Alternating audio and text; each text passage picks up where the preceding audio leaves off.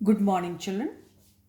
Today we will again study some more new terms in the chapter thermodynamics.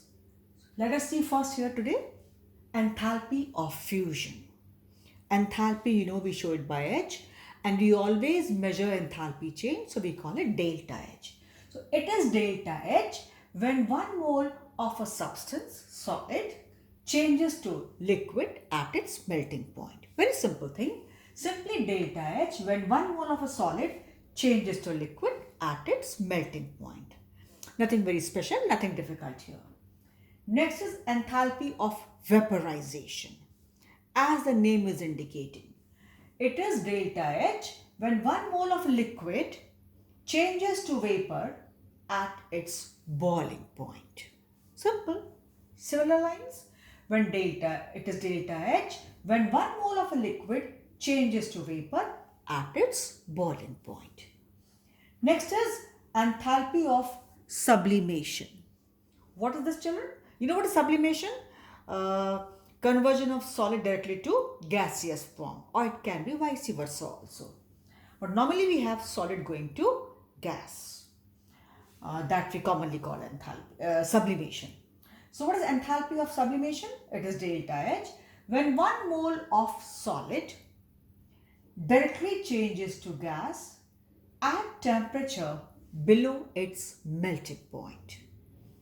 I repeated, delta H when 1 mole of solid directly changes to gas, no liquid phase in between, at temperature below its melting point.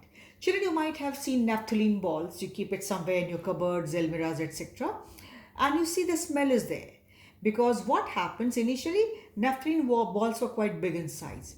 But gradually over the passage of time, you find that they have become smaller and smaller in size. Because they are subliming. It is because of that they are turning directly from solid to the gaseous form, and that's why you feel the smell. The gas reaches in the entire cupboard or the dress material where you keep inside, or books, or wherever what all stuff you have in your cupboards, in your almirahs, it is like this. So they smell because of this naphthalene ball has got converted directly from solid ball form to the gaseous form. And due to that gas, you're feeling the smell. Or you see camphor kept anywhere, you feel the smell. So naphthalene, camphor, these things are very easily seen, and you must have observed that they change. You feel the smell. It is just because they are solids, but they go on changing even at room temperature in the gaseous form. So it is like this. Then next is, children, enthalpy of, so that's why I said in enthalpy of sublimation, it was delta H enthalpy change when 1 mole of solid changes to gas at temperature below its melting point. It does not reach its melting point. It does not melt. It does not change into liquid form, directly into gaseous form. And that is why we call the phenomena, as we know from lower classes, sublimation. So that was known as enthalpy of sublimation.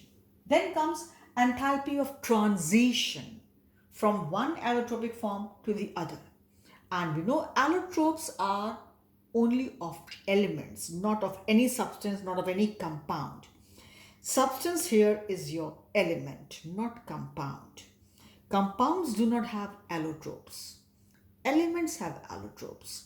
That's why enthalpy of transition, it is delta H when 1 mole of an element, I repeat, element, transits, changes from one allotropic form into another. So we call it enthalpy of transition. Simple. You just need to know these terms because you might come across these terms in your numericals. Then, children, one more term which maybe you are taught in physics somewhere, and if not, we are doing it here. Heat capacity. What is this? It is the quantity of heat required to raise the temperature T of a system by 1 degree Celsius. It is the quantity of heat required to raise the temperature of a system by 1 degree Celsius. It is shown by capital C or sometimes capital U, and it is equal to Q upon delta T. Q simply heat provided, heat absorbed, what all you say, and delta T is change in temperature, right? So here the quantity of heat required to raise the temperature of the system by 1 degree Celsius. So it is Q upon delta T. So this is enough for this video, and for this video children we stop here.